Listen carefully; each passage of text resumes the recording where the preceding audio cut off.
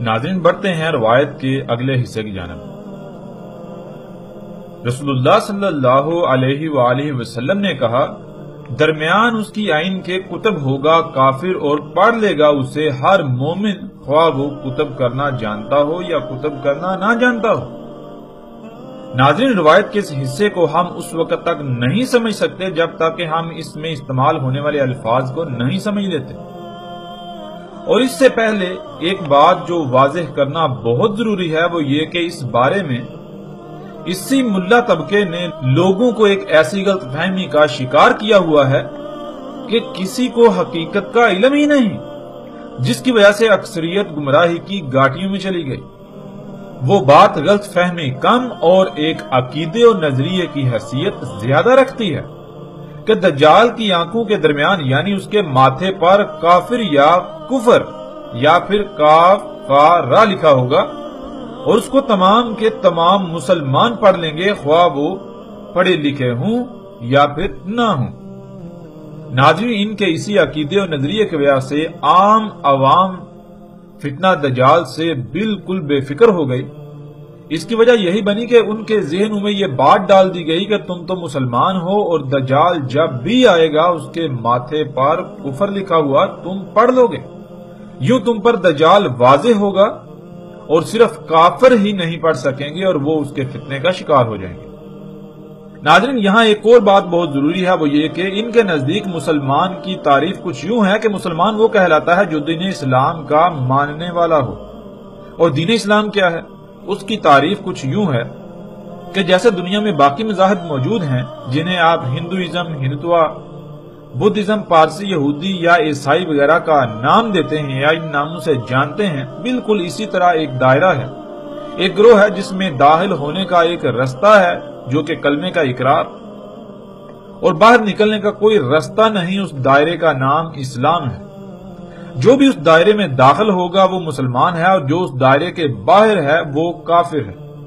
یوں جب دجال آئے گا تو اس کے ماتھے پر کافر لکھا ہوگا، وہ تمام کے تمام لوگ پڑھ لیں گے جو اس دائرے میں موجود ہوں گے، خواہ وہ پڑھے لکھے ہوں یا نہ ہوں، اور وہ تمام کے تمام انسان، وہ تمام کے تمام لوگ جو اس دائرے میں موجود نہیں ہیں، جو اس دائرے سے باہر ہیں، وہ تمام کے تمام کافر ہیں، اس لیے وہ نہیں پڑھ سکیں گے، اور پھر دجال کے فتنے کا شکار وہی لوگ ہوں گے۔ ناظرین، انتہائی دکھ اور افسوس اور اس سے بھی بڑھ کر پریشان کن بات یہ ہے کہ نہ صرف پوری دنیا میں اسلام کے بارے میں یہی نظریہ رکھا جاتا ہے، یہی تصور پایا جاتا ہے، بلکہ جو لوگ خود کو مسلمان کہلواتے ہیں وہ بھی اسی نظریے و تصور پر قائم ہیں۔ حالانکہ جیسے جیسے ہم آگے بڑھیں گے تو قرآن سے یہ بات بالکل کھل کر سامنے آئے گی کہ اللہ سبحانہ و تعالیٰ نے بہت سختی سے اس سے منع کیا تھا کہ جیسے یہود و نصارہ نے اسلام کو یہود اور عیسائیت کے نام پر دائروں میں بند کر دیا اور ان کے نزدیک وہی دائرہ اسلام اور اسی دائرے والے اللہ کے چہیتے اور باقی سارے انسان کافر و جہنمی ہیں، تم ایسا مت کرنا۔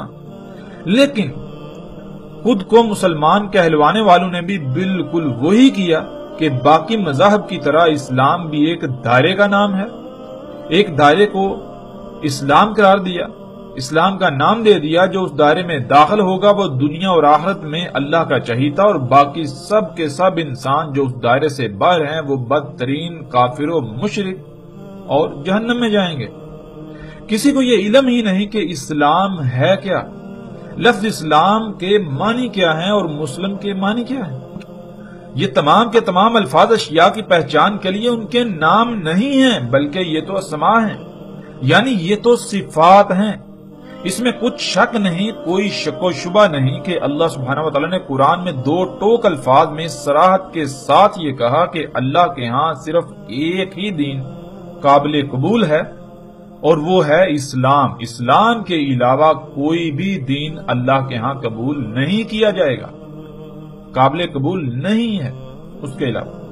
لیکن ناظرین اس کا ہرگز یہ مطلب نہیں ہے کہ اللہ کے نزدیک اسلام کا مطلب وہی ہے جسے آج پوری دنیا کے انسان اسلام قرار دینے پر بازد ہیں۔ بے شک پوری دنیا اسے اسلام قرار دے، پوری دنیا اسے اسلام سمجھتی ہو، لیکن اللہ انسانوں کی اکثریت کے نزدیک اسلام کے تصور کو تسلیم نہیں کرنے والا اور نہ ہی اس بنیاد پر فیصلہ سنانے والا ہے۔ چونکہ اکثریت کے نزدیک اسلام کا تصور یہ ہے تو یہی اسلام ہے؟ نہیں، بالکل نہیں، ایسا ہرگز نہیں ہوگا، ایسا ہرگز نہیں ہے۔ اللہ سبحانہ و تعالیٰ نے قرآن میں کہا کہ اللہ کے ہاں اسلام کے علاوہ کوئی دین قابل قبول نہیں، تو اللہ نے یہ بات بھی صراحت کے ساتھ واضح کر دی کہ اللہ کے ہاں اسلام ہے کیا۔ اسلام کہتے ہیں خود کو ہر لحاظ سے اس کا محتاج بنا دینا، جس کا محتاج بنانے سے زمین و آسمان اور خود انسان کے جسم میں قائم توازن برقرار رہے، اس کائنات میں ہر شے سلامت رہے، کسی کو کوئی نقصان نہ ہو، کوئی فساد نہ ہو، کسی قسم کی کوئی تکلیف نہ ہو، کسی کو کسی بھی تکلیف کا سامنا نہ کرنا پڑے، کسی مصیبت کا سامنا نہ کرنا پڑے، کسی قسم کی کوئی خرابی نہ ہو۔ اور اللہ سبحانہ و تعالیٰ نے قرآن میں یہ بھی بتا دیا کہ وہ کون ہے، کیا ہے، وہ کیا شے ہے جس کا تم نے خود کو محتاج بنانا ہے، کہ تم جب خود کو اس کا محتاج بناؤ گے، ہر لحاظ سے اس پر توکل کرو گے، اسی کا محتاج بناؤ گے، تو اس دنیا کی زمین و آسمان کی، اس کائنات کی ہر شے سلامت رہے گی تمہارے سمیت، دنیا میں بھی تم سلامت اور آخرت میں بھی سلامت رہو گے۔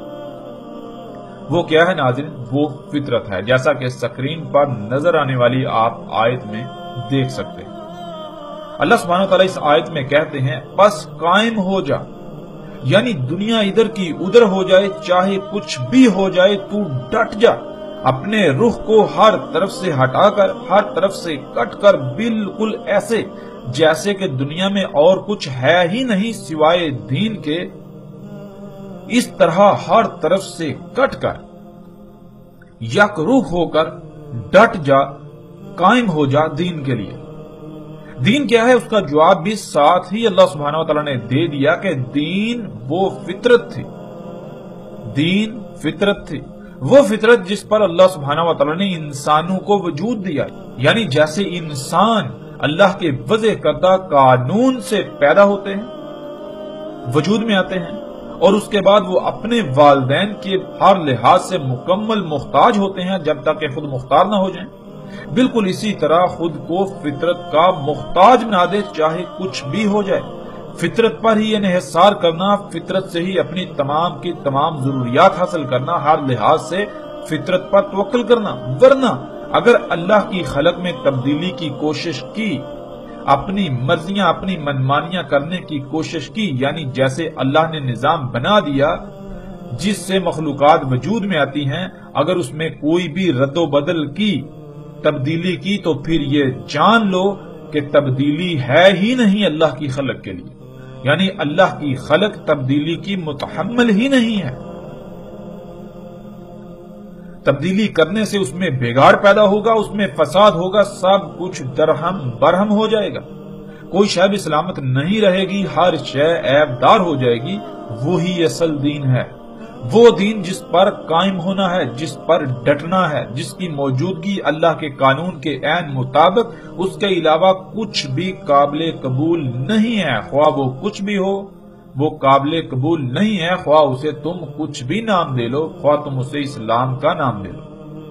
اور لیکن انسانوں کی اکثریت کو اس کا علم ہی نہیں، وہ یہ جانتی ہی نہیں، کیونکہ وہ غور و فکر نہیں کرتے، جس وجہ سے انہیں یہ علم ہی نہیں کہ اصل دین فطرت ہے، فطرت پر قائم ہونا ہے، ہر طرف سے کٹ کر فطرت پر انحصار کرنا ہے، فطرت پر قائم ہونا ہے۔ وہ اس بات کو بھولے کے بھولے ہی ہیں جو ان کو بھلا دیا گیا تھا۔ ناظرین، فطرت کہتے ہیں اللہ سبحانہ وتعالیٰ نے جیسے اور جن قوانین کے تحت تمام کی تمام مخلوقات کو خلق کر کے جس مقام پر رکھ دیا، جس مقام پر رکھ دیا، جس لائن پر لگا دیا، سب کی سب مخلوقات اسی پر قائم ہوتے ہوئے، اسی پر قائم رہتے ہوئے اپنی اپنی ذمہ داری پوری کرے، جس سے تمام کی تمام مخلوقات کی نہ صرف تمام کی تمام ضروریات بھی پوری ہوں گی، وہ وجود میں آئیں گی، بلکہ سب کی سلامتی اور بقا بھی اسی سے مشروط ہوگی۔ بالکل اسی طرح انسان نے بھی خود کو انہی حدود کے اندر رکھنا تھا، انہی حدود کے اندر رکھنا ہے جن کا تعین اللہ سبحانہ و تعالیٰ نے کر دیا، اسی لائن پر قائم ہونا ہے، اسی ذمہ داری کو پورا کرنا ہے جس کے لیے اسے وجود میں لایا گیا، ہر لحاظ سے خود کو اسی کا محتاج بنانا ہے، یعنی فطرت کا محتاج بنانا ہے، خود سے اپنی مرضی سے کچھ بھی نہیں کرنا، اپنی تمام تر ضروریات اسی نظام سے حاصل کرنی ہے جو اللہ نے وضع کر دیا، یعنی تمام کی تمام مخلوقات اپنی اپنی لائن پر قائم رہتے ہوئے اپنی اپنی ذمہ داری پوری کریں گی تو انسان سمیت تمام کی تمام مخلوقات کی تمام تر ضروریات وجود میں آئیں گی۔ جیسے انسان کی تمام ضروریات جس میں سفر کے ذرائع ہیں، سفر کے لیے اللہ سبحانہ و تعالیٰ نے انسان کے لیے اس کی ضرورت کو پورا کرنے کے لیے اسی نظام سے گدھے گھوڑے اونٹ وغیرہ خلق کیے، کھانے کے لیے فصلیں پھل سبزیاں وغیرہ خلق کی۔ ناظرین، جب تک کوئی خود کو فطرت پر قائم نہیں کر لیتا وہ دنیا و آخرت میں خسارے و ہلاکت کا شکار ہوگا، خواہ وہ دنیا میں کسی بھی لفظ سے پکارا یا جانا جاتا ہو، مسلمان، ہندو، یہودی، عیسائی یا کچھ بھی۔ یہ تمام کے تمام دائرے انسانوں کے بنائے ہوئے ہیں، اللہ کے نہیں، اور انسانوں کے لگائے ہوئے داروں کی بنیاد پر اللہ اپنے فیصلے نہیں کرے گا۔ کوئی بھی انسان اپنی ذات میں اللہ کا چہیتا نہیں ہے، کوئی گروہ اللہ کا چہیتا نہیں ہے۔ اللہ سبحانہ و تعالیٰ رنگ، نسل، کسی گروہ، کسی فرقے کی بنیاد پر فیصلہ نہیں کرتا۔ اللہ سبحانہ و تعالیٰ کے ہاں اگر کسی قسم کی کوئی تقسیم ہے تو وہ صرف اور صرف ایک ہی، اور وہ ہے تقوی کی بنیاد۔ اللہ سبحانہ و تعالیٰ نے بالکل کھول کر واضح کر دیا کہ اسلام کیا ہے، یعنی تم انسانوں سمیت تمام کی تمام مخلوقات کی سلامتی اسی میں ہے کہ اللہ نے جیسا اور جس مقصد کے لیے تمہیں خلق کیا بالکل ویسے ہی رہو، اسی مقصد کو پورا کرو، یعنی ہر طرف سے کٹ کر مکمل طور پر فطرت پر قائم ہو جاؤ۔ یہی اصل دین ہے، فطرت پر قائم ہونے سے ہی سلامتی ہے جسے اسلام کہا گیا۔ اگر کوئی فطرت پر قائم ہے، خواہ دنیا میں اسے لوگ ہندو، عیسائی، یہودی یا کسی بھی لفظ سے جانتے یا پکارتے ہوں، وہ اللہ کے قانون میں مومن ہے، اور جو فطرت پر قائم ہونے کی بجائے فطرت کے مقابلے پر مصنوعی اشیاء پر توکل کریں گے، جو مصنوعی اشیاء پر توکل کرتے ہیں، انہی مشینوں پر توکل کرتے ہیں، انہی مشینوں پر توکل کریں گے، وہ اپنے نام کے ساتھ ہوا کتنا ہی بڑا اور کتنا ہی موٹا مسلم یا مومن کیوں نہ لکھوا لیں، وہ اللہ کے قانون میں بدترین مشرک ہیں۔ یہودی، عیسائی، ہندو، بدھ مت اور مسلم لفظ کی بنیاد پر قطعاً کوئی فیصلہ نہیں ہوگا۔ ناظرین، فطرت کیا ہے گزشتہ ایک ساتھ میں بھی بہت ہی تفصیل کے ساتھ مختلف پہلوؤں سے بات کی جا چکی، اور ہم نے کوشش کی کہ مختصراً اور مزید الگ پہلو سے بھی یہاں بات کر دی جائے، تو وہ بھی ہم کر چکے تاکہ کسی کو کسی بھی قسم کا کوئی ابہام یا شک و شبہ نہ رہے۔ اب ناظرین آتے ہیں واپس اسی موضوع کی طرف کہ دجال کی آئین کے درمیان کافر کتب ہوگا جسے ہر مومن غور و فکر کر کے جان لے گا، خواہ وہ لکھنا جانتا ہو یا نہ جانتا ہو۔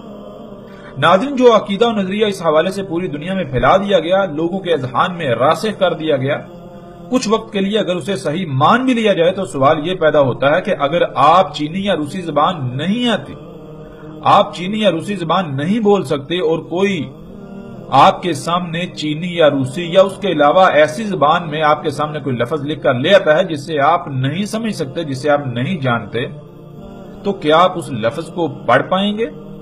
خواہ آپ کتنے ہی بڑے مومن کیوں نہ ہوں۔ اگر آپ کو چینی زبان نہیں آتی تو آپ کے سامنے چینی میں لکھا ہوا آپ کا اپنا نام تک نہیں پڑھ سکتے، تو پھر یہ کیسے ممکن ہے کہ کوئی شخص اپنے ماتھے پر کافر لکھ کر سامنے آ جائے، اور جو پڑھے لکھے نہیں محض مسلمان کہلوانے کی بنیاد پر وہ اسے پڑھ لیں گے، اور جو مسلمان کہلوانے والے نہیں، خواہ وہ کتنا ہی پڑھے لکھے کیوں نہ ہوں، وہ نہیں پڑھ پائیں گے؟ کیا آج دنیا میں بہت بڑی تعداد میں ایسے لوگ موجود نہیں جو مسلمان کے بجائے یہودی، عیسائی اور مختلف مذاہب کے کہلاتے ہیں، لیکن وہ عربی پر اس طرح عبور رکھتے ہیں کہ اس طرح کوئی عام مسلمان نہیں رکھتا، جن کو علم ہے اس لفظ کافر یا کفر کا؟ ناظرین، کسی بھی طرح اور کسی بھی لحاظ سے اس بات میں ایک رائے برابر بھی صداقت نہیں ہے جو آج تک پھیلا دی گئی اور لوگوں کے اذہان میں راسخ کر دی گئی۔ ہم اس وقت تک حق کو نہیں جان سکتے جب تک کہ ہم اپنی خواہشات کو ترک کر کے خالص اللہ کی غلامی اختیار نہ کریں۔ इस रवायत में जो बात की गई उसको उस वक्त तक जानना नामुमकिन है जब तक कि आपको अरबी की अहमियत और हैसियत का इल्म न हो जाए। अरबी दुनिया की बाकी जबानों की तरह महज बोलचाल, एक दूसरे को मुखातब करने या अशिया की पहचान के लिए अल्फाज के मजमूए का नाम हरगिज नहीं है। इस बात का अंदाजा आप इससे भी लगा सकते हैं कि दुनिया में हजारों नहीं बल्कि लाखों जबानें बोली जाती थी जिनमें अरबी को कोई खास हैसियत हासिल नहीं थी। अरबी से बड़ी बड़ी जबानें दुनिया में मौजूद थी। दुनिया में उस वक्त आलमी सतह पर लातीन का बोलबाला था, बिल्कुल ऐसे ही जैसे आज इंग्लिश का है। तो इसके बावजूद कुरान को अरबी में ही क्यों उतारा गया, जबकि हम जानते हैं आज भी दुनिया में सबसे ज्यादा बोली जाने वाली जबान अरबी नहीं है बल्कि इंग्लिश, चीनी, हिंदी, उर्दू, फ्रेंच और स्पेनिश वगैरह हैं। तो क्यों ना इस बात का ख्याल रखते हुए अल्लाह सुब्हानहू व तआला ने कुरान को इनमें से किसी जबान में नाज़िल किया, या कम से कम बाकी जबानों में तराजम ही उतार दिए जाते। क्या अल्लाह को इस बात का इल्म ना था? और अगर अल्लाह को इस बात का इल्म था तो इल्म के बावजूद अल्लाह ने अगर तराजम ना उतारे तो क्या अल्लाह तराजम उतारने पर कादिर ना था? और अगर कादिर था, जो कि अल्लाह कादिर है, तो इसके बावजूद अल्लाह ने तराजम नहीं उतारे, तो क्या कभी हमने इस बात में गौर किया, इस बात पर गौर किया कि आखिर इसकी वजह क्या है? नाज़रीन, आज दुनिया में जिसे अरबी कहा जाता है उसका अरबी के साथ किसी किस्म का कोई ताल्लुक नहीं। उसकी हैसियत और हकीकत बिल्कुल ऐसे ही है जैसे बाजार में असल के मुकाबले पर उसी रंगो रूप में कोई नकल आ जाए। और यही वजह है कि अरब घरानों में पैदा होने वाले, खुद को अरबी पर महारत रखने वाले बड़े बड़े अरबदान होने के दावेदार भी कुरान में इस्तेमाल होने वाले अल्फाज के सामने बेबस नजर आते हैं। नाज़रीन, अब आते हैं इस रवायत में रसूलुल्लाह सल्लल्लाहु अलैहि वसल्लम के अल्फाज की हकीकत की तरफ।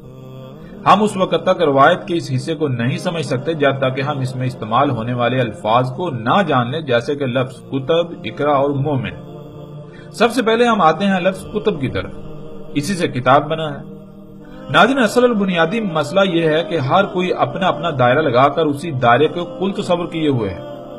अल्लाह क्या है, हर किसी के नजदीक अल्लाह के बारे में अलग अलग नजरिया व अकीदा है, अलग अलग तस्वर है।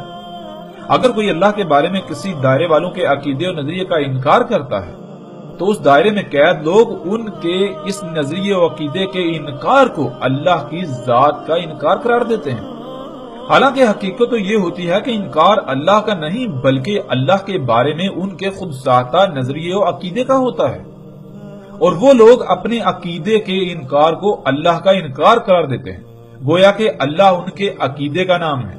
और हर एक के लिए लाजिम है कि उनके अकीदे को अपनाए। उससे बाहर अगर निकलेगा तो वो अकीदे से बाहर निकलना नहीं, अकीदे का इनकार नहीं, अकीदे का रद्द नहीं, बल्कि अल्लाह का इनकार होगा।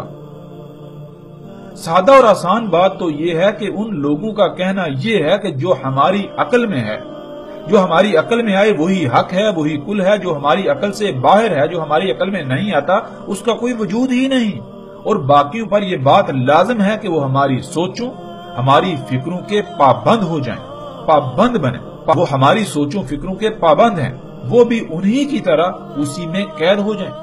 नाज़रीन, इसी वजह से आज हर किसी के ज़हन में ये बात डालने की पूरी कोशिश की गई कि दज्जाल एक शख्स होगा और उसके माथे पे अरबी रस्मुल खत में काफिर या कुफर लिखा होगा, जिसे हर वो शख्स पढ़ लेगा जो खुद को मुसलमान कहलवाने वाला है, ख्वाह वो पढ़ा लिखा हो या ना हो।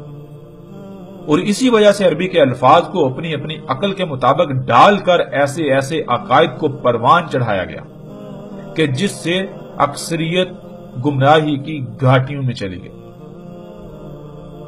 नाज़रीन, लफ्ज कुतब, इसके मानी क्या है? इसका सबसे जामे तरीन मानी यह है कि इल्म का किसी भी शक्ल सूरत में इस तरह वजूद होना कि उससे वहां से हासिल किया जा सके। मसलन जब आप किसी शय को देखते हैं तो उसमें गौर फिक्र करने से आपके पास इल्म आता है। वो इल्म आपके पास आने से पहले जिस सूरत में मौजूद था वो हालत, वो सूरत कुतब होना कहलाती है, कुतब कहलाती है। और जहां या जिसमें वो इल्म था, इल्म कुतब था, यानी उस सूरत में मौजूद था, वो शय किताब कहलाती है। ऐसे ही नाज़रीन, आप देखते हैं कि एक मशीन आपके सामने मौजूद है। वो मशीन ना सिर्फ एक वजूद है, एक खलक है, बल्कि वो ऐसा इल्म भी है जो कि कुतब है। اب اگر آپ اس مشین میں غور کریں گے یعنی اس کی گہرائیوں میں جائیں گے تو جو علم اس میں کتب ہے وہ آپ کو حاصل ہو جائے گا۔ اس طرح ناظرین ایک اور مثال لے لیتے ہیں۔ ذرا تصور کریں آپ نے ایک بڑا سا گھر خریدا جو کہ خالی ہے، بالکل خالی۔ آپ گھر کا سامان لے کر آئے تو سوال یہ پیدا ہوتا ہے کہ آپ نے اس کے بعد کیا کرنا ہے۔ اگر آپ سے یہ سوال پوچھا جائے کہ اب آپ کیا کریں گے تو جواب یہ ملے گا کہ گھر میں سامان جوڑنا ہے۔ اور اگر پھر یہ سوال کیا جائے کہ آپ کو کیسے علم ہوا کہ سامان جوڑنا ہے تو پھر جواب آئے گا کہ ظاہر ہے جب گھر نیا خریدا ہے تو رہنے کے لیے خریدا ہے، اور اس وقت تک کیسے گھر میں رہ سکتے ہیں جب تک کہ گھر میں سامان ہی نہ ہو۔ سامان لائے ہیں تو ظاہر ہے اس وقت سامان کو ہی جوڑا جائے گا۔ ناظرین یہ علم آپ سے پہلے کہاں تھا، ذرا غور کریں کہ اس وقت گھر میں سامان جوڑا جائے گا۔ ناظرین اسی طرح اگر آپ گھر میں سامان جوڑ رہے ہوں اور اچانک گھر میں آگ لگ جائے تو کیا آپ سامان کو ہی جوڑیں گے یا پھر پہلے آگ بجھائیں گے؟ تو پھر جواب یہ ہوگا کہ ظاہر ہے پہلے آگ بجھائیں گے ورنہ سب کچھ جل کر راکھ ہو جائے گا۔ تو ناظرین پھر وہی سوال کہ غور کریں، آپ نے کہا کہ پہلے آگ بجھائیں گے ورنہ سب کچھ جل کر راکھ ہو جائے گا، تو یہ علم آپ کے پاس کہاں سے آیا؟ جہاں وہ علم آپ کے پاس آنے سے پہلے موجود تھا اس حالت کو اسے کتب ہونا کہتے ہیں۔ آگ کیا ہے؟ اس کا علم صرف آگ ہی میں کتب ہے۔ آپ اس وقت تک نہیں جان سکتے جب تک کہ آپ آگ کو اقرا نہیں کر لیتے، یعنی اس میں غور کر کے یہ نہیں جان لیتے کہ آگ میں کیا علم موجود ہے۔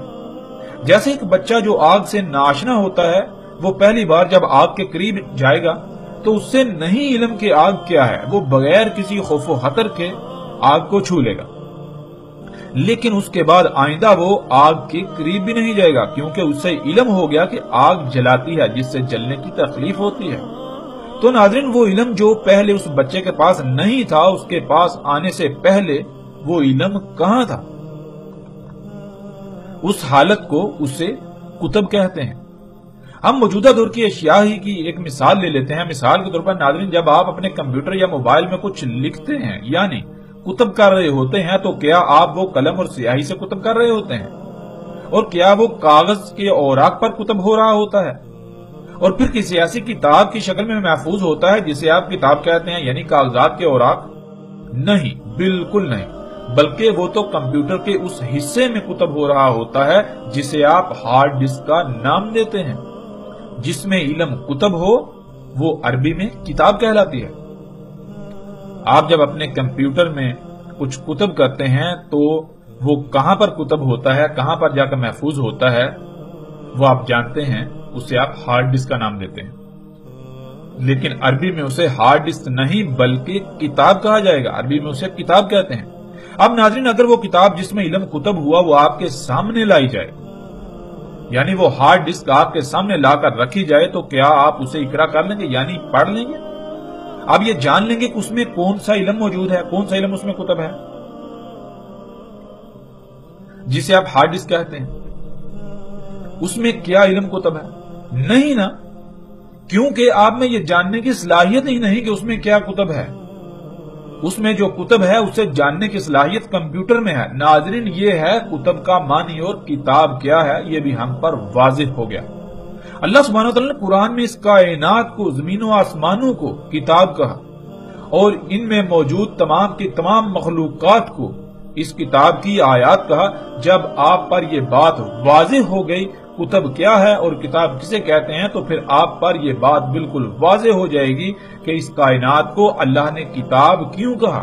اللہ نے جس علم سے اس کائنات کو خلق کیا، تمام کی تمام مخلوقات کو خلق کیا، جیسے نظام چلا رہے ہیں وہ سب کا سب علم انہی مخلوقات میں انہی کے اندر موجود ہے جسے عربی میں کتب ہونا کہا جاتا ہے۔ ناظرین جب علم کتب ہوتا ہے تو اس کتب علم کو غور و فکر کر کے جس میں وہ علم کتب ہے اس کی گہرائی میں جا کر اس علم کے حصول کو عربی میں اقرا کہتے ہیں۔ گھر میں سامان جوڑنے کے دوران آگ لگ گئی تو پہلے آگ بجھائیں گے، حالانکہ کسی نے بھی آپ کو نہیں کہا بلکہ آپ نے خود جان لیا۔ جس طرح جان لیا اسے عربی میں اقرا کہتے ہیں، یعنی آپ نے آگ کو دیکھا، آپ کو علم ہے کہ آگ اگر نہ بجھائی گئی تو یہ سب کچھ جلا کر راکھ کر دے گی، یہ ہے یقرا یا اقرا۔ ناظرین اب آتے ہیں لفظ مومن کی طرف۔ قرآن میں متعدد آیات میں نہ صرف لفظ مومن دیکھا ہوگا آپ نے، بلکہ ایک اور لفظ آمنو بھی دیکھا اور پڑھا۔ آمنو کہتے ہیں کہ جب آپ کو کوئی بات کہی جائے، کوئی حکم دیا جائے یا کچھ بھی کہا جائے تو اس کی بات کو تسلیم کر لینا، یعنی اس بات کو مان لینا۔ اور مومن کہتے ہیں جو اس بات کو مان کر، یعنی آپ سے کہی ہوئی بات کو مان کر اس پر عمل کرنا۔ یہیں پر آپ مومن اور مسلم میں فرق بھی جان سکتے ہیں۔ مومن تو آپ پر واضح ہو گیا کہ جو بھی حکم دیا جائے اسے مان کر اس پر عمل کرنا، اور مسلم کہتے ہیں جو حکم دیا گیا، جو بات کہی گئی، اس کے آگے سرنڈر کر دینا، اس پر عمل کرنا۔ ناظرین بظاہر مومن اور مسلم میں ایک ہی معنی نظر آتا ہے، لیکن ایک چھوٹا سا فرق ان دونوں الفاظ میں زمین و آسمان کے فاصلے پیدا کر دیتا ہے۔ آپ کو نہیں علم کہ کون سا شخص ہے جو خود دل سے بات کو تسلیم کر کے عمل کر رہا ہے، یا پھر کون ہے جو کسی مجبوری، کسی دباؤ، کسی لالچ، کسی خوف یا ڈر کے تحت سرنڈر کیے ہوئے ہے، مجبوراً بات مان کر عمل کر رہا ہے۔ جو بغیر کسی خوف، دباؤ، لالچ اور ڈر وغیرہ کے بات کو دل سے تسلیم کر کے عمل کرتا ہے، وہ مومن کہلاتا ہے۔ چونکہ یہ اندرونی کیفیت ہے تو انسان یہ فیصلہ نہیں کر سکتا کہ کون دل سے تسلیم کر کے عمل کر رہا ہے اور کون مجبوراً تسلیم کر کے عمل کر رہا ہے۔ جب تک کہ راسخ علم نہ آ جائے تو تب تک وہ مسلم ہی ہیں، یعنی سرنڈر کیے ہوئے ہیں، بات کو مان کر عمل کر رہے ہیں۔ کسی نے دل سے تسلیم کیا یا مجبوراً، یہ فیصلہ انسان کا نہیں بلکہ اس کا فیصلہ اللہ کرے گا۔ انسان ظاہر کا مکلف ہے تو ظاہر کی بنیاد پر فیصلہ کرنے کی صلاحیت رکھتا ہے، نہ کہ جس کا وہ مکلف ہی نہیں، جو اس کی پہنچ سے باہر ہے، اس پر وہ فیصلہ کرنے کی صلاحیت رکھتا ہو۔ ناظرین دجال کی آئین کے درمیان کتب ہوگا کفر، ہر مومن پہچان لے گا اسے۔ دجال کی آئین کیا ہے یہ ہم گزشتہ ایک ساتھ میں تفصیل کے ساتھ جان چکے، جو کہ تمام کے تمام دیکھنے کے آلات ہیں، جنہیں کیمروں سمیت دیکھنے کے مختلف آلات کا نام دیا جاتا ہے۔ ناظرین ان آلات سے جو کچھ بھی آج آپ کے سامنے لایا جاتا ہے، آپ کو دعوت دی جاتی ہے، وہ سارے کا سارا اللہ کے ساتھ کفر ہے۔ کفر کہتے ہیں انکار کرنے کو۔ مثلا جب اللہ نے حکم دیا کہ ہر طرف سے کٹ کر مکمل طور پر یک رخ ہو کر فطرت پر قائم ہو جاؤ، تو دیکھیں کہ جو دجال کے دیکھنے کے آلات کے ذریعے آپ کے سامنے لایا جاتا ہے وہ فطرت ہے یا پھر فطرت کے مقابلے میں اس کی ضد، فطرت کا کفر، اللہ کے حکم کا انکار۔ ناظرین مومن کیسے دجال میں کتب کفر کو پڑھ لے گا، کیسے پہچان لے گا؟ یہ بات بالکل واضح ہو جاتی ہے۔ اگر آپ مومن ہیں یعنی آپ اللہ کی اطاعت کرتے ہیں، اللہ نے جو بھی حکم دیا، جو بھی بات کہی، اسے دل سے تسلیم کر کے اس پر عمل کرتے ہیں، تو دجال میں کتب کفر یعنی اللہ کی ہدایات، اللہ کے احکامات کے انکار کو بالکل واضح پہچان سکتے ہیں، بالکل بھی مشکل نہیں ہے اس کے پہچاننے میں۔ اور دوسری بات یہ کہ دجال کی آئین کے درمیان یعنی ماتھے پر کافر کتب ہوگا۔ ناظرین ماتھا پورے وجود میں سب سے واضح ترین مقام کو کہتے ہیں، جسے ہر کوئی دیکھ سکتا ہے۔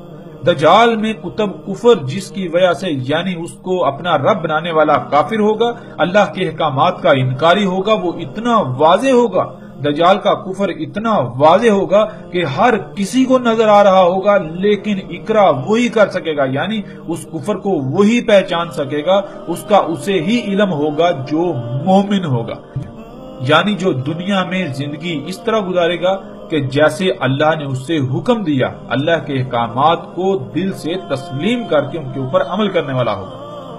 آج دجال میں کتب کفر اتنا واضح ہے کہ جیسے جسم میں سب سے واضح ترین مقام ماتھا ہوتا ہے، کہ جسم کے کسی اور حصے پر کچھ لکھا ہو تو سب کو نظر نہیں آ سکتا، مگر ماتھے پر کچھ بھی لکھا ہو یا کوئی نشان لگا ہو تو ہر کسی کو نظر آ رہا ہوگا۔ بالکل اسی طرح دجال میں کتب کفر بھی اتنا ہی واضح ہے۔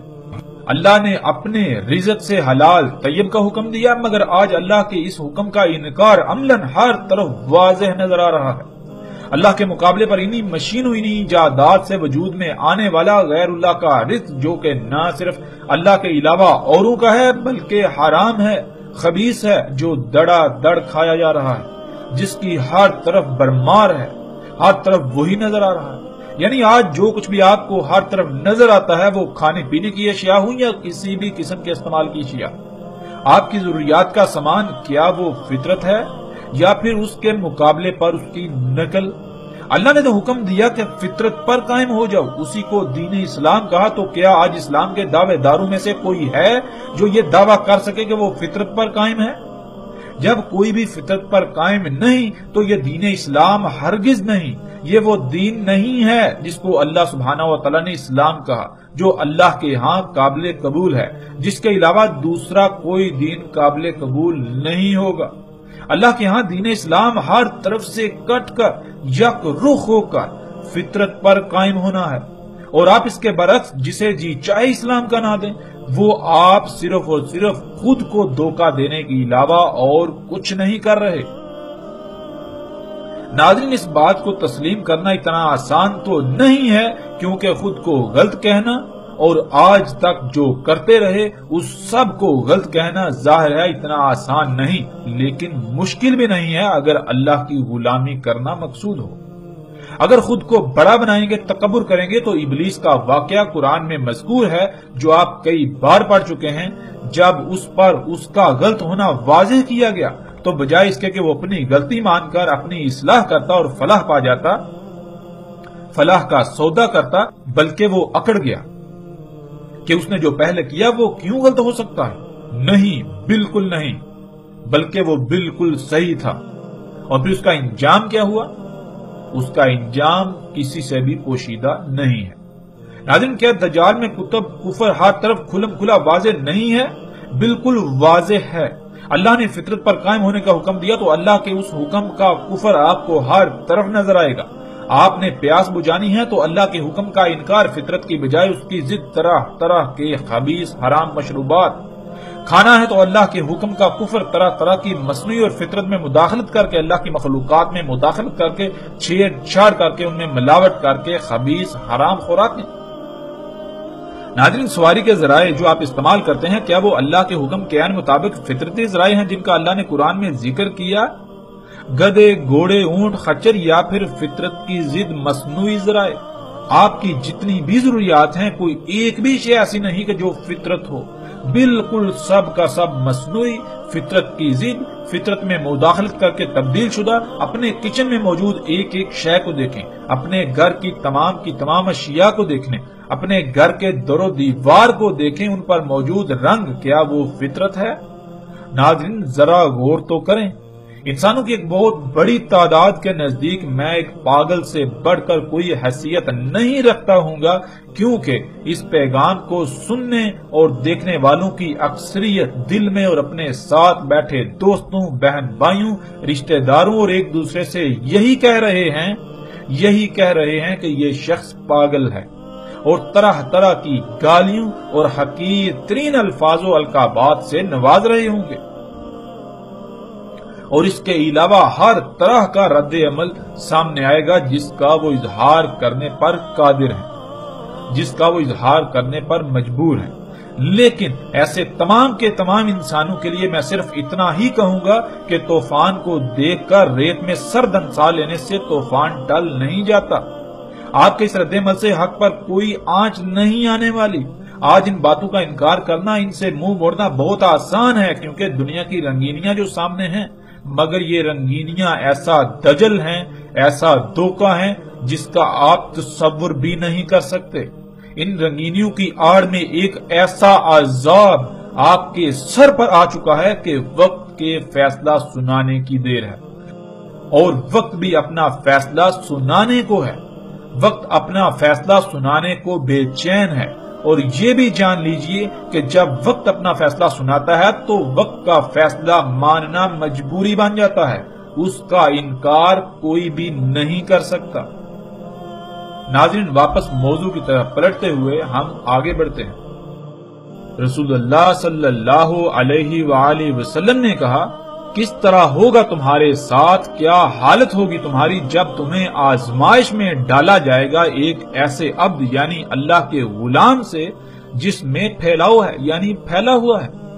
تحقیق مسخر کی گئی اس کے لیے انہار الارض، یعنی جیسے انسان کے جسم میں خون کی شریانیں ہوتی ہیں، بالکل اسی طرح زمین میں ایسی شریانیں ہیں جن میں زمین کا خون گردش کرتا ہے، انہیں انہار الارض کہا جاتا ہے، اور اس کے یعنی زمین کے ثمرات مسخر کیے گئے اس کے لیے۔ پس جس نے اس کی اتباع کی یعنی اس کے پیچھے پڑا، اس کو کھایا اور اس کا کفر کیا، یعنی اللہ نے جس مقصد کے لیے اپنے اس عبد کو خلق کیا، اسے جس مقام پر رکھا، جس لائن پر لگا دیا تاکہ اس مقام پر رہتے ہوئے اپنی ذمہ داری کو پورا کرے، جس سے زمین کا توازن برقرار رہے گا، زمین میں فساد نہیں ہوگا، زمین فساد سے پاک رہے گی، ہر شے ٹھیک رہے گی، اللہ کا قائم کردہ توازن برقرار رہے گا، اس بات کا انکار ہوگا۔ اس کے پیچھے پڑنا اور اس کا کھانا، اس کا اپنی مرضی کے مطابق استعمال کرنا، اور جو اس کے پیچھے نہ پڑا اسے نہ کھایا اور اس کا عذاب ہوگا، یعنی جو اس کے پیچھے نہیں پڑے گا، اسے اختیار نہیں کرے گا، اسے نہیں کھائے گا، تو گویا کہ وہ اس کے لیے اس کی سزا ہوگی۔ کیوں؟ اس لیے کہ پوری دنیا میں اس وقت حالت ہی ایسی ہوگی، وہ اتنی بڑی اتنی سخت آزمائش ہوگی کہ اس کے بغیر، اس کے پیچھے پڑے بغیر، اس سے بنی ہوئی اشیاء سے کھائے بغیر دنیا میں زندہ رہنا انتہائی مشکل ہوگا، بہت بڑی ایک عظیم آزمائش ہوگی۔ اس میں کچھ شک نہیں، اللہ جو ان سب سے اوپر ہے، اس یوم یعنی اس مدت میں اس کے ساتھ اس سے مومنین کی حفاظت کرے گا جس کے ساتھ ملائکہ کی حفاظت کرتا ہے تسبیح سے، یعنی جیسے ہی ملائکہ کو کوئی حکم دیا جاتا ہے تو وہ فوراً اسی وقت ویسے ہی عمل کرتے ہیں جیسے کرنے کا ان کو حکم دیا گیا۔ تو اس یوم جو انسان ایمان لانے کے بعد یعنی اللہ کے احکامات کو تسلیم کرتے ہوئے ان پر عمل کریں گے، بالکل اسی طرح جیسے ملائکہ کرتے ہیں، وہ اس سے محفوظ ہو جائیں گے۔ اس میں کچھ شک نہیں، درمیان اس کی عین کے یعنی ماتھے پر کافر، یعنی کفر اتنا واضح ہوگا جیسے انسانی جسم میں آنکھوں کے درمیان کا حصہ ماتھا واضح ہوتا ہے، پہچان لیں گے اسے تمام مومن، خواہ وہ کتب کرنا جاننے والے ہوں یا پھر کتب کرنا نہ جاننے والے۔ ناظرین، آج ہم غور و فکر کریں اور دیکھیں کہ وہ کون سا اللہ کا عبد ہے، اللہ کا غلام ہے، جس میں نہ صرف پھیلاؤ ہے، وہ پھیلا ہوا ہے، بلکہ اس سے زمین کی نہریں یعنی زمین کی شریانیں مسخر کی گئیں، پھر اسی سے زمین اپنے ثمرات نکالتی ہے، اپنے پھل نکالتی ہے، سبزیاں نکالتی ہے، فصلیں نکالتی ہے۔ یہ جو زمین کے اوپر حیات نظر آتی ہے، طرح طرح کا سبزہ نظر آتا ہے، ہمیں درخت پھل پھول نظر آتے ہیں، یہ سب کچھ اسی سے نکالتی ہے۔ ناظرین، گزشتہ ایک ساتھ میں پیچھے تفصیل کے ساتھ یہ بات گزر چکا کہ خام تیل، اللہ کا وہ عبد، اللہ کا غلام، جیسا کہ قرآن میں اللہ سبحانہ وتعالی نے اس کائنات کی تمام مخلوقات کو اپنے عباد کہا، اپنے غلام کہا۔ اس کائنات کی تمام مخلوقات اللہ کی عبد ہیں سوائے نافرمان یعنی سرکش جنوں انسانوں کے۔ تو وہ اللہ کا عبد زمین کے اندر، جسے آج ہم خام تیل کہتے ہیں، اسی سے زمین کی شریانیں، ارض کی شریانیں مسخر ہیں۔ جیسے ناظرین غور کریں کہ انسان کے جسم میں جو اس کی شریانیں ہیں، جو نالیاں ہیں، پائپ لائنیں ہیں، کس کی ان تک پہنچ ہے، کس کے لیے ان پائپ لائنوں کو مسخر کیا گیا، یعنی وہ کون سی مخلوق ہے، وہ کون سی شے ہے جو ان پائپ لائنوں میں جاتی ہے، جس کی وہاں تک رسائی ہے، وہ خون ہے۔ خون ان پائپ لائنوں میں دوڑتا ہے، خون کے لیے ان انہار کو مسخر کیا گیا۔ انسان کے جسم میں جو شریانیں ہیں وہ خون کے لیے مسخر کی گئیں۔ تو بالکل اسی طرح ناظرین جو زمین کی شریانیں ہیں، بالکل اسی طرح جیسے انسان کے جسم میں شریانیں ہیں، نالیاں ہیں، بالکل اسی طرح جو زمین کے اندر پائپ لائنیں ہیں، زمین کی شریانیں ہیں، وہ کس کے لیے مسخر کی گئیں؟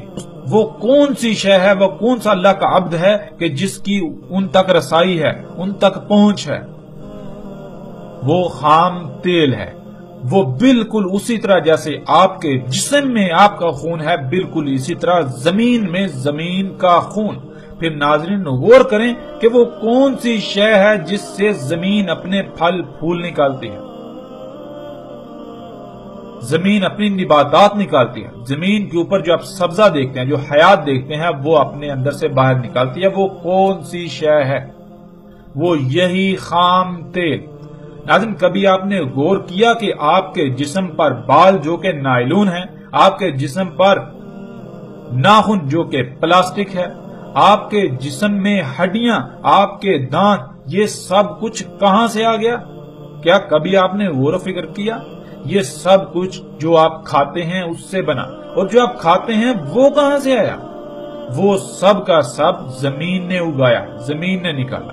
اس کا مطلب کہ آپ کے جسم میں جو تیل ہے، جو چربی ہے، جو نائلون ہے، جو پلاسٹک ہے، جو لوہا ہے، جو تانبا ہے، اس طرح جتنے بھی زمین کے عناصر ہیں، جتنے بھی عناصر ہیں، وہ سارے کے سارے زمین کے اندر سے باہر نکلے، اور وہ اللہ نے زمین کے اندر ذخیرہ کیے ہوئے ہیں، زمین کے اندر رکھے ہوئے ہیں، جو زمین کے انگ انگ میں، اس کی شریانوں میں دوڑتے ہیں۔ جیسے انسان کے جسم میں اس کی شریانوں میں خون دوڑتا ہے، اسی سے زمین اپنے خزانے باہر نکالتی ہے، اپنی یہ جو نباتات ہیں یہ باہر نکالتی ہے۔ وہ کیا ہے؟ وہ خام تیل ہے۔ اور ناظرین اسی خام تیل کو انسان نے براہ راست جب نکالا، اسی خام تیل سے سب کا سب وجود میں آ رہا ہے، اسی خام تیل سے رنگ وجود میں آتے ہیں، اسی خام تیل سے مختلف تیل اور ایندھن وجود میں آتے ہیں، اسی خام تیل سے آگ و بارود بن رہا ہے، اسی خام تیل سے پلاسٹک، نائلون، اسی خام تیل سے کپڑا، اسی خام تیل سے آپ سکرین پر دیکھ سکتے ہیں اس وقت دنیا میں شاید ہی کوئی ایسی شے ہو جس میں اس خام تیل کا کوئی کردار نہ ہو۔ اس وقت شاید ہی کوئی ایسی شے ہو کہ جو خام تیل کے بغیر انسان اسے وجود میں لا سکے۔ تو ناظرین آگے رسول اللہ صلی اللہ علیہ وآلہ وسلم نے کہا کہ جو اس کے پیچھے پڑا، جس نے اس سے کھایا، بس اس نے اس کا کفر کیا، اللہ کے عبد کا کفر کیا۔ اللہ سبحانہ و تعالیٰ نے اس کائنات کو کیسے خلق کیا؟ اس کائنات میں تمام کی تمام مخلوقات وہ بالکل ایسے ہیں جیسے ہمارے جسم میں مختلف اعضاء ہیں۔ جب ہر عضو اپنے اپنے مقام پر رہتے ہوئے اپنی اپنی ذمہ داری پوری کرے گا تو جسم میں توازن برقرار رہے گا، ورنہ اگر کوئی ایک عضو بھی اپنی ذمہ داری ترک کرتا ہے یا اس کو اس کے مقام سے ہٹا دیا جائے تو جسم میں قائم توازن بگڑ جائے گا، جسے آپ بیماریوں کا نام دیتے ہیں۔ اس بگاڑ کو ختم نہ کیا جائے، دور نہ کیا جائے تو پھر جسم تباہی سے دوچار ہوگا، اپنی اجل سے دوچار ہوگا، جسے آپ موت کہتے ہیں۔ بالکل اسی طرح اس کائنات میں جتنی بھی مخلوقات ہیں وہ بالکل ایسے ہیں جیسے ایک وجود میں مختلف اعضاء ہوتے ہیں۔